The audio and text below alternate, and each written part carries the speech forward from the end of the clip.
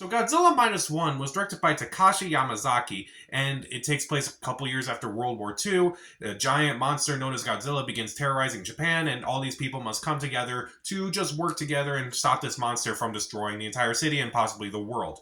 So this is a movie that I've only been hearing about for like the past month or so. A lot of people seem really excited for this movie.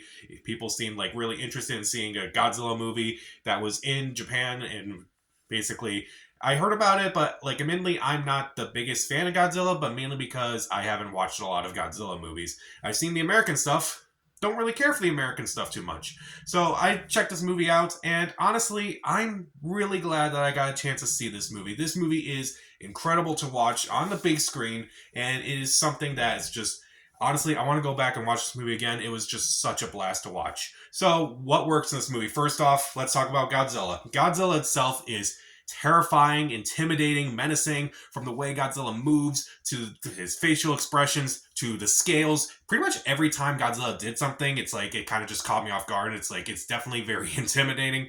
Yeah, I was it was definitely a very every time they had a new choice for Godzilla, it's like, okay, that's an interesting twist. I'm like, okay, let's see what they do with this character now. And meanwhile, the characters themselves aren't too bad. I do think the main character in the movie, I think his character is very fascinating. I do like his arc throughout the entire movie. I kind of like the arc about like trying to redeem themselves and like trying to like do the best they can. And I do like that arc in this movie. And I do think that they try to make it seem like it applies to everyone because like throughout the movie, they're all constantly trying to fix themselves. They're all trying to like figure out like how to stop this monster. And I do think it works overall. And the score, I do think the score is incredible. It is very intimidating as well. Kind of reminds me a bit of Jaws at times.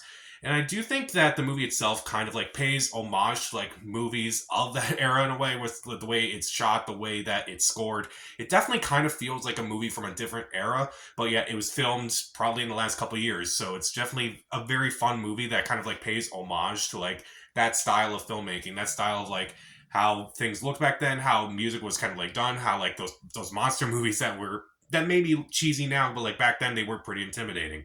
Visually speaking, this movie is pretty jaw dropping. There were so many moments in this movie where I was just shocked by like how well something was done. Like whether it was like an action sequence, an explosion, pretty much the entire last act of this movie, my mouth was just on the ground. Like it was just like so many moments where I was like just watching it and I'm like, I just couldn't believe what I was watching. This movie is a lot of fun to be from beginning to end. So many moments, and honestly, like looking into this movie a lot more, I was even more surprised that this movie reportedly had a $15 million budget. This movie cost $15 million. How is that even possible? It's stunning. If that's actually true, it looks better than movies that cost like $100 million. This movie looks so much better than Expendables 4.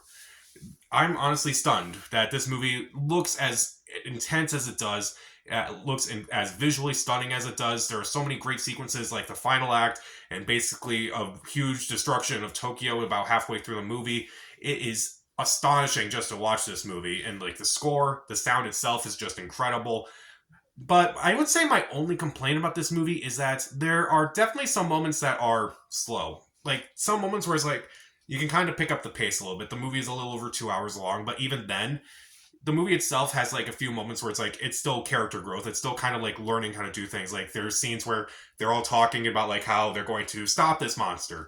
And even though the scenes are slow, it is kind of interesting to see like how they're going to stop Godzilla once and for all.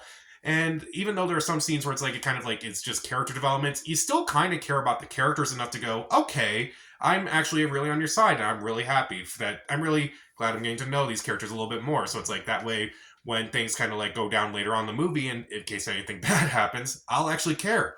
So, and I feel like a lot of disaster movies kind of don't do that in general, especially ones in America.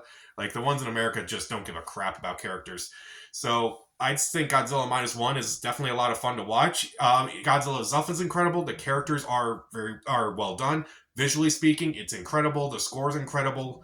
The action sequences are incredible. It kind of felt like an homage to like some of those older movies from that era. And again, the $15 million budget. That's actually, if it actually really did cost $15 million, I'm astonished. And it looks much better than movies that cost like 100 million, 150 million even. It's incredible. I kind of want to see more from Takashi Yamazaki eventually and see like what else he can kind of do. And even though there are some scenes that are slow, it is kind of worth it in the long run.